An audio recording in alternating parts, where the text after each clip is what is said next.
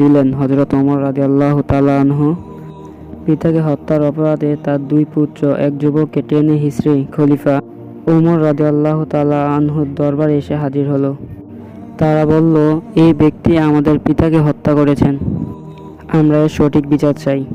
খলিফা ওমর রাদিয়াল্লাহু তাআলা আনহু যুবকের কাছে তার বিরুদ্ধে আনা হত্যার অভিযোগের ব্যাপারে জানতে চাইলেন। যুবক বলল, অতি ক্লান্তি অনুভব করার কারণে আমি একটু খেজুর গাছের নিচে বসে বিশ্রাম করতে গিয়ে ঘুমিয়ে পড়ি। উঠে দেখি আমার উট আমার পাশে নেই। খুঁজতে গিয়ে যখন সামনের দিকে এগিয়ে যাই তখন তার মৃতদেহ পাই, যাকে আমাদের বাবা বাগানে প্রবেশের জন্য পাথরে আঘাত করে মেরে ফেলে। এই বিষয়ে যখন আমি তার সাথে কথা বলতে যাই তখন অনেক কথা কাটাকাটি হয় এবং কথা কাটাকাটির এক পর্যায়ে তাকে পাথর দিয়ে আঘাত করে ফেলি, যার ফলে তিনি